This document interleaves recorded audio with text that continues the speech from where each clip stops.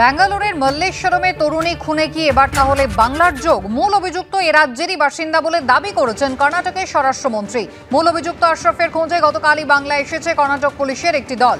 मेरा सफेद तुरंत खुले, भरपूर झाग दे और इसकी स्मार्ट साइंस दे स्मार्ट केयर और फ्रेशनेस। मेरी चॉइस मेरा सफेद। পুলিশের দাবি বছর 26-এর মহালক্ষ্মী তার লিভ ইন পার্টনারের হাতেই খুন হয়েছে বলে অভিযোগ করেন নিহতের স্বামী। কর্ণাটক পুলিশের অনুমান বাংলা ওড়িশা সীমানায় লুকিয়ে রয়েছে অভিযুক্ত। ব্যাঙ্গালোরের মল্লেশ্বরমে থাকতেন মহালক্ষ্মী, মেয়েকে নিয়ে অন্যত্র থাকতেন তার স্বামী। সম্প্রতি মহালক্ষ্মীর ফ্ল্যাটে ফ্রিজ থেকে তার দেহাংশ উদ্ধার হয়। খুনের পর তরুণীর দেহ 30 থেকে 32 টুকরো করা হয়েছিল বলে পুলিশের দাবি। মূল অভিযুক্ত এই রাজ্যেরই বাসিন্দা এমনটাই দাবি করেছেন কর্ণাটকের স্বরাষ্ট্রমন্ত্রী। কথা বলবো, আমাদের প্রতিনিধি পার্থপ্রতিম ঘোষ রয়েছেন আমাদের সঙ্গে। পার্থ, এখনো পর্যন্ত পুলিশের তরফ থেকে কি দাবি করা হচ্ছে? দেখো, তোমাকে প্রথমেই বলবো, কর্ণাটক পুলিশের তরফ থেকে যে বিষয়টা বলা হচ্ছে, তারা কিন্তু পুলিশের একটি টিম এই রাজ্যে পাঠিয়েছে, পশ্চিমবঙ্গে পাঠিয়েছে, এবং তারা কিন্তু মূল অভিযুক্তের খোঁজ সেটা শুরু করেছে। এবং তারা মনে করছে যে মূল যিনি অভিযুক্ত তিনি বাংলা উড়িষ্যা সীমানা লাগোয়া কোনো জায়গাতে লুকিয়ে থাকতে পারেন বলে মনে করছেন। তবে এক্ষেত্রে যিনি মূল অভিযুক্ত নাম এখনো পর্যন্ত উঠে এসেছে, তিনি এ রাজ্যের পশ্চিমবঙ্গেরই বাসিন্দা বলে গতকালকেই ব্যাঙ্গালোরের স্বরাষ্ট্রমন্ত্রী তিনি কিন্তু জানিয়েছেন, কর্ণাটকের স্বরাষ্ট্রমন্ত্রী। এবং কর্ণাটকের পুলিশ কমিশনার তিনি যে বিষয়ে জানিয়েছেন যে ইতিমধ্যেই এই যে নৃশংস যে খুনের ঘটনাটি ঘটে গত শনিবার দিন ব্যাঙ্গালোরে, যে তরুণীকে একেবারে টুকরো টুকরো করে কেটে, প্রায় 32 টুকরো করে কেটে 165টা ফ্রিজের মধ্যে তার দেহ রাখা ছিল। এবং সেই ক্ষেত্রে কিন্তু তার স্বামীর ইতিমধ্যে যোগাযোগ পেয়েছে পুলিশ, এবং তার স্বামী যে বিষয়ে জানিয়েছেন যে তাদের সঙ্গে বিবাহ হলেও তারা তো আলাদা থাকছিলেন, এবং এই তরুণী মহালক্ষ্মী তিনি এক লিভিং পার্টনারের সঙ্গে ছিলেন, তার বন্ধুর সঙ্গে ছিলেন।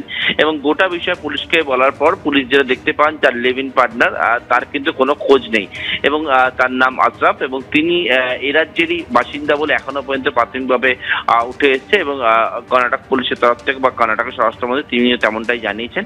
এবং সেই আশরাফের খোঁজ ইতিমধ্যে শুরু হয়েছে, তার কোনো খোঁজ পাওয়া যাচ্ছে না। কিন্তু কেন খুন, কি জন্য খুন, কেই বা খুন করেছে, সেই বিষয়ে আরো নিশ্চিত হওয়া যাবে। এদেরকে গ্রেপ্তার করা গেলে আবারও বলবো, এ রাজ্যে ইতিমধ্যেই কর্ণাটক পুলিশের দল তারা এসে পৌঁছেছেন এবং অভিযুক্তের খোঁজে তল্লাশি শুরু হয়েছে। ধন্যবাদ। নিয়োগ চেয়ে ফের পথে চাকরি প্রার্থীরা। শিয়ালদা থেকে ধর্মতলা পর্যন্ত মিছিল করলেন 2022 সালে প্রাইমারি টেট উত্তীর্ণরা। শিক্ষামন্ত্রী, শিক্ষা সচিব এবং প্রাথমিক শিক্ষা পর্ষদের সভাপতির সঙ্গে আলোচনা করতে চেয়ে মুখ্য সচিবকে ইমেলও করেছেন তারা। খোলা চিঠি লেখেন মুখ্যমন্ত্রীকেও।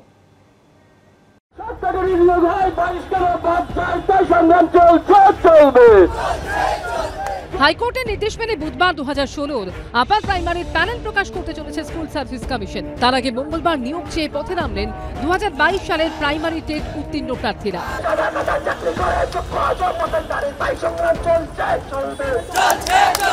মিছিল, মানববন্ধনের পর মুখ্যমন্ত্রীকে খোলা চিঠি লিখলেন। নিয়োগের পাশাপাশি উঠল আর্যিকর কাণ্ডে বিচারের দাবিও। তাদের অভিযোগ, 2023 সালের ফেব্রুয়ারিতে প্রাইমারি টেটের ফল প্রকাশ হলেও এখনো ইন্টারভিউ হয়নি। 50,000 শূন্য পদে নিয়োগ ও পুজোর আগেই নোটিশ জারির দাবি তুলে মঙ্গলবার পথে নামেন 2022-এর প্রাইমারি টেট উত্তীর্ণ চাকরি প্রার্থীরা।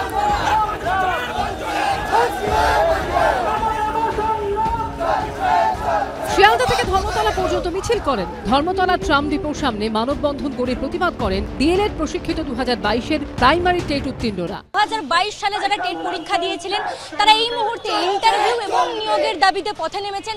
দেখতে পাচ্ছ তারা যে প্রতীকী আন্দোলন আজকে শুরু করেছেন, সেই মিছিলে তারা একটি ব্রেনকে অর্থাৎ বুদ্ধি বন্দী রয়েছে। মানুষ বুদ্ধিমান জীব, তার বুদ্ধির জন্যই মানুষের পরিচয় সমস্ত প্রাণীর থেকে আলাদা। এখানে শিক্ষামন্ত্রী বারবার প্রত্যেক সভাতে গিয়ে বলছেন পর্যাপ্ত শূন্যপদ আছে, তাহলে এটা কি আমাদের সাথে যেমন বঞ্চনা হচ্ছে, সেই ছোট্ট ছোট্ট বাচ্চাগুলোর সাথে রাজ্যের বঞ্চনা হচ্ছে না?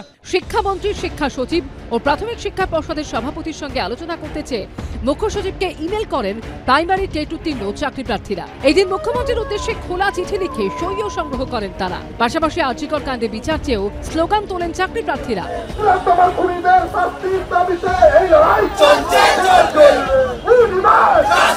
ঐশী মুখোপাধ্যায়, এবিপি আনন্দ।